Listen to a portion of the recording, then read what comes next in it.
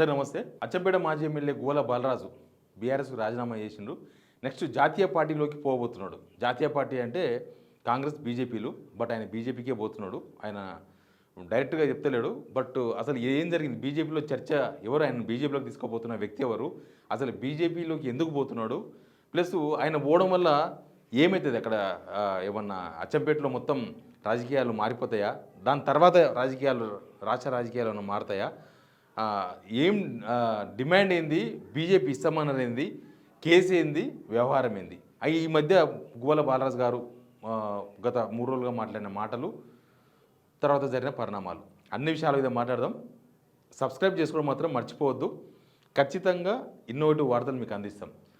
ఇక సబ్జెక్ట్లోకి పోతే మనకంతా తెలుసు, ఇప్పుడు 2వ తారీఖు నాడు మాజీ ముఖ్యమంత్రి కేసీఆర్ గారికి బై కొరియర్ పంపించినట్ట. ఎందుకు అంటే డైరెక్ట్గా చూస్తే నేను ఆపుకోలేను, కేసీఆర్ను డైరెక్ట్ చూడలేను అని భక్తిభావాన్ని కూడా ప్రదర్శించుకున్నాడు. అసలు ఈ వార్త ఎందుకు వేయాల్సి వచ్చిందని ముందు చెప్పాలి మీకు. కేసీఆర్కు ప్రియ శిష్యుని భక్తుని అని చెప్పుకున్నాడు చాలాసార్లు అంతకుముందు గోల బాలరాజు గారు. అందుకని మరి భక్తుడు వచ్చినప్పుడు మనం కూడా వార్త చేయక తప్పదు. అసలు ఏంది అచ్చంపేటలో ఉన్న డిస్కషన్ చెప్తాను నేను. అచ్చంపేటలో గోల బాలరాజు అనుచరులతో ఉన్న డిస్కషన్ ఏంటిదంటే, నెక్స్ట్ బీజేపీ నుంచి 2 టికెట్లు ఇస్తామని చెప్పారంట. వాళ్ళ మేడంకు, వాళ్ళ మిస్సెస్కు, ఆయనకు 2 టికెట్లు, ఒకరు ఎంపీ, ఒకరు ఎమ్మెల్యే ఇస్తామని చెప్పినారు వాళ్ళు. ప్లస్ వాళ్ళ మిస్సెస్ కూడా ప్రెషర్ బాగుంది రాజకీయాలకు రావాలని, నెక్స్ట్ ఎమ్మెల్యేనో ఎంపీగానో పోటీ చేయాలని, ఆ ప్రెషర్ గోల బాలరాజు పైన బాగా ఉంది అనేది ఒక డిస్కషన్ ఉంది. ఆయన దగ్గర అనుచరులు చెప్తున్న విషయమే ఇది. బీజేపీ కూడా 2 టికెట్లు ఇస్తామని చెప్పిండ్రు కాబట్టి ఆయన బీజేపీ వైపే పోతున్నాడు. అందుకే ఇప్పుడు కొత్తగా ప్రాంతీయవాదాన్ని పక్కన పెట్టి రాష్ట్రం తెలంగాణ కాదు, ఇప్పుడు జాతీయవాదాన్ని తెర మీద తీసుకొచ్చుకున్నాడు. నేను ఇప్పుడు దేశం గురించి ఆలోచించాలని అంటున్నాడు అనేది అందరు చెప్తున్న మాట. ఏమో మరి అసలు బీజేపీకి పోవడానికి ఏంటి, దాన్ని లాబ్ చేసిందనాలనా, లేకపోతే దీన్ని మాట్లాడింది ఎవరు, మధ్యవర్తి ఎవరంటే అక్కడనే బీజేపీకి బాగా, ఇక్కడ తెలంగాణ బీజేపీ నేతలకు బాగా మండిందట. ఏంటంటే జక్క రఘునందన్ అని అక్కడ ఉంటారు, అంతకుముందు బీజేపీ నుంచి కూడా పోటీ చేసిండ్రు, నాగర్ కర్నూలులో ఉంటారు. జక్క రఘునందన్ ద్వారా విష్ణువర్ధన్ రెడ్డి అని ఉండే బీజేవైఎం ప్రెసిడెంట్ ఉండే అంతకుముందు అనంతపురం, ఆయన ద్వారా గోల బాలరాజు పార్టీ హైకమాండ్తో మాట్లాడిండ్రు. ఇదంతా అక్కడ జరిగిన డిస్కషన్ అనేది ఒక చర్చ ఉంది. అయితే ఇక్కడ బీజేపీకి సంబంధించిన లీడర్లు కూడా కొద్దిగా తెలంగాణ బీజేపీ నేతలు, సరే ప్రెసిడెంట్ ఓపెన్గా బయటికి మాట్లాడుతుండ్రు, కానీ మిగతా వాళ్ళు ఒక లీడరు పార్టీలోకి వస్తే ఎవరి ద్వారా పోయేది తెలియదా, ఎక్కడో విష్ణువర్ధన్ రెడ్డి ద్వారా జాయిన్ అయితే తర్వాత చాలా వ్యవహారాలు ఉంటాయని ఇక్కడ మాట్లాడుకుంటున్నారు ఇప్పుడు బీజేపీ పార్టీ ఆఫీస్లో. సరే అది కూడా తర్వాత మాట్లాడదాం. అసలు ఎందుకు బీజేపీ చేర్చుకుంటుంది, ఇది ఇంపార్టెంట్. ఇక్కడ బీజేపీ ఒక ఎమ్మెల్యేనో రాజీనామా చేయించి చేర్చుకుంటే ఒక ఉప ఎన్నిక వస్తే దాంట్లో గెలిస్తే బీజేపీకి బలం, కానీ ఒక మాజీ ఎమ్మెల్యేని చేర్చుకోవడం ద్వారా బీజేపీకి వచ్చేదేంటి, ప్లస్ బీఆర్ఎస్కి పోయేదేంటి, ఇవన్నీ కూడా చాలా డిస్కషన్ పాయింట్స్ ఉన్నాయి.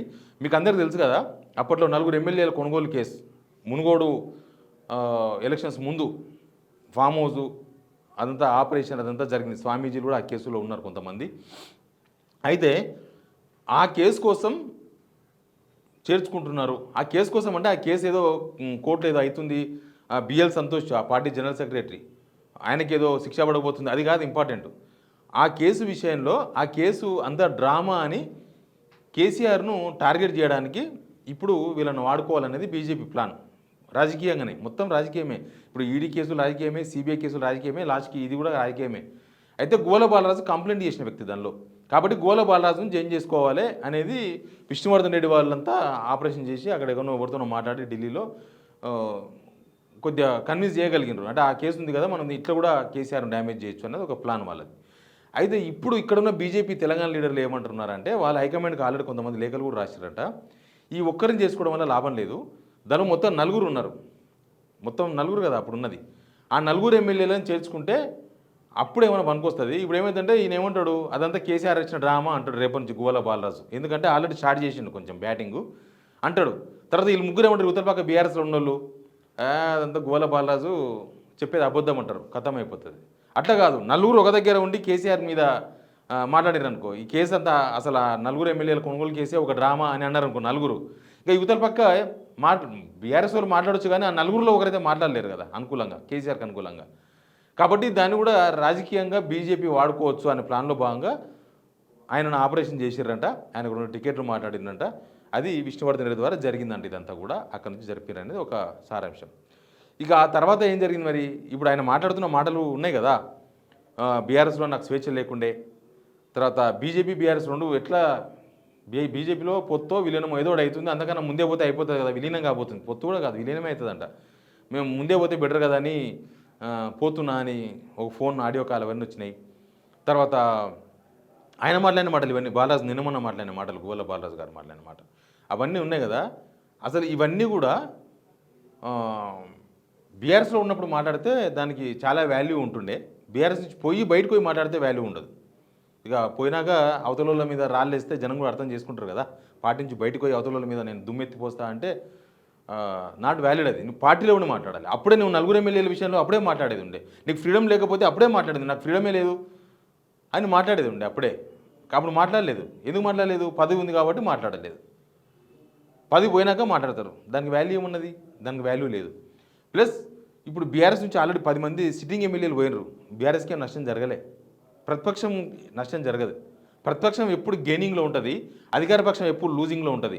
ఈ మధ్యలో బీజేపీ ఏమవుతుందో తెలియదు, లూజింగ్లో ఉందా గెయినింగ్లో ఉందా, అసలు వాళ్ళ పని ఏంది, వాళ్ళ కార్యాచరణ ఏంది, వాళ్ళ వ్యవహారం ఏంది, వాళ్ళ దోస్తాన్ ఏంది రేవంత్ రెడ్డితోనా, లేకపోతే ప్రజల తరపున వాళ్ళు ఎన్ని ఇష్యూస్ వస్తే కొట్లాడింది, ఇవన్నీ కూడా రికార్డెడ్, ఇవన్నీ ఉంటాయి కదా.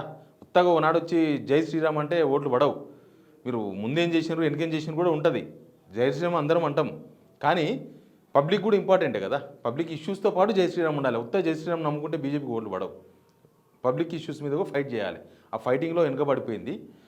ఎనీవే ఆయన రావడం వల్ల, గోల బాలాజీ రావడం వల్ల అక్కడ బీజేపీ అయితే ఏం లేదు నాగర్ కర్నూలులో.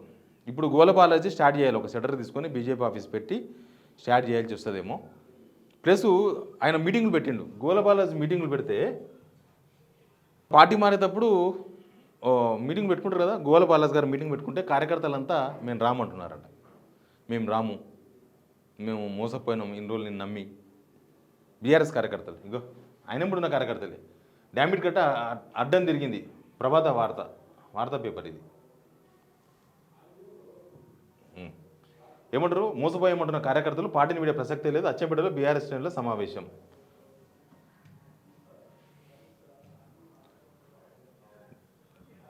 పార్టీ కోసం శాశ్వతగా కృషి చేస్తాం. మాజీ ఎమ్మెల్యే గోల బాలాజీ నిర్ణయం పట్ల అసంతృప్తి, ఇచ్చిన హామీలు నెరవేర్చిన కాంగ్రెస్ ప్రభుత్వం. బీఆర్ఎస్ సీనియర్ నేతలు పోగల మనోహర్.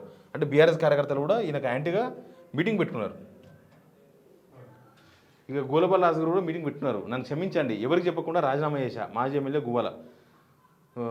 అచ్చంపేట ఏమంటారు? మెజారిటీ కార్యకర్తలు అనుచరులు రాజీనామాపై పునరాలోచించాలని, బీఆర్ఎస్కు రాజీనామా చేయడం ముమ్మాడికి తప్పేనని బాలరాజుకు తేల్చి చెప్పారు. రాజీనామా చేయడేందుకు అసలు తప్పు ఎవరికి చెప్పి చేసినామని కార్యకర్తలు అడుగుతున్నారంట. పేదల కోసం పనిచేసే వైపే ఉండాలని నిర్ణయించుకున్నట్లు తెలిపారు. ఈ సందర్భంగా బీఆర్ఎస్ను వీడవద్దని, రాజీనామాను వెనక్కి తీసుకోవాలని కోరుతూ కొందరు కార్యకర్తలు కన్నీరు పెట్టారు. సరే, కార్యకర్తలు బాధ కార్యకర్తలు అచ్చంపేటలో, కానీ అసలు ఇది దీని వెనుక జరిగిన మొత్తం వ్యవహారం అసలు నెక్స్ట్ ఏం జరగబోతుందో తెలియదు. ఆల్రెడీ కాంగ్రెస్ కూటమి మీడియా, కాంగ్రెస్ మీడియా మొత్తం ఇక బీఆర్ఎస్ మొత్తం నైరాశ్యంలోకి పోయిందని, ఇంకొక 10 మంది మాజీ ఎమ్మెల్యేలంతా వెళ్ళిపోతున్నారని ఏవేవో కథనాలు అల్లేసినారు. ఆల్రెడీ రెడీగా ఉంటారనమాట. టీ కాయాలంటే ఛాయ్ ఉండాలి, చాపత్తి ఉండాలి, నీళ్ళు ఉండాలి, అగ్గిపెట్టి ఉండాలి, పొయ్యి ఉండాలి. ఇవన్నీ అవసరం లేదు వీళ్ళకి, ఏం అవసరం లేదు. రేవంత్ రెడ్డి ఇచ్చే చాలు సరిపోతుంది, బిస్కెట్లు సరిపోతాయి వాడనికే రాసేసింది అందరూ. కానీ ప్రతిపక్ష పార్టీ, ప్రజల తరపున కొట్లాడే పార్టీలు ఏ పార్టీ అయినా గుర్తుపెట్టుకోండి, ఇంకా పోరాడకపోతే వాళ్ళ కర్మ. ఏ పార్టీలు అయినా సరే ఉండి ప్రజల తరపున కొట్లాడితే అప్పుడు గుర్తింపు వస్తుంది. కానీ అధికారం ఉన్న రోజులు పార్టీలో ఉండి అధికారం అయిపోయిన తర్వాత మళ్ళీ మేము ఇంకొక పార్టీలోకి పోతాం, అక్కడ మాకు 2 టికెట్లు ఇస్తారు, లేకపోతే అక్కడ ఇంకేదో కాంట్రాక్ట్ వస్తుంది, లేకపోతే అక్కడ ఇంకేదో వస్తుంది అని మారే వాళ్ళ పట్ల జనం కూడా చాలా క్లియర్ కట్ అభిప్రాయంతో ఉంటున్నారు. ఈ మధ్య పార్టీ మారిన వాళ్ళందరినీ ఆ సిట్టింగ్ ఎమ్మెల్యేలను అయితే ఓడించేసారు మొత్తం. అట్లాంటి సందర్భాలు కూడా మనకు కనిపిస్తున్నాయి. ఎనీవే ఏమైతే చూద్దాం. బీజేపీ అయితే ఇక్కడ బీజేపీ నేతలు అట్లంటున్నారు, ఆయన ఏపీఓఐ లీడర్తో ఎందుకు జాయిన్ అయ్యిండో తెలియదు, కార్యకర్తలు ఏమో ఇట్లా అంటున్నారు. రేపు హరీష్ రావు పోతుండే అచ్చంపేటకు. హరీష్ రావు బహుశా టేకప్ చేస్తారేమో అచ్చంపేటని. మొత్తం అక్కడ ఒక మీటింగ్ పెట్టబోతున్నారు. మర్రి జనార్దన్ రెడ్డి ఇన్ఛార్జ్, ప్రస్తుతానికి ఇన్ఛార్జ్ ఇచ్చిండ్రు, పోయి ఆయన కూడా కార్యకర్తలతో సమావేశం పెడుతున్నారు బీఆర్ఎస్ వాళ్ళు. బీజేపీ ఆడ ఆల్రెడీ రాములు ప్లస్ వాళ్ళ కొడుకు భరత్ ఉన్నారు. అసలు గోలబాలాజ్ది మా ఊరు పక్కనే వనపర్తి కాన్స్టిట్యున్సీ యాక్చువల్గా. అచ్చంపేట వీళ్ళది నార్కన్ జిల్లా కూడా కాదు ఆయనది. రాములు కొడుకు మొన్న ఎంపీగా పోటీ చేసిండ్రు.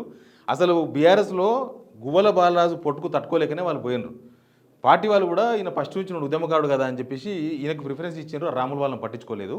రాములు కొడుకు బీజేపీకి వెళ్ళిపోయారు. మళ్ళీ ఈయన పోయి బీజేపీలో జాయిన్ అవుతున్నాడు. మళ్ళీ వాళ్ళు ఏమవుతారో తెలియదు. చూద్దాం ఏం జరుగుతుందో. Please subscribe signal TV.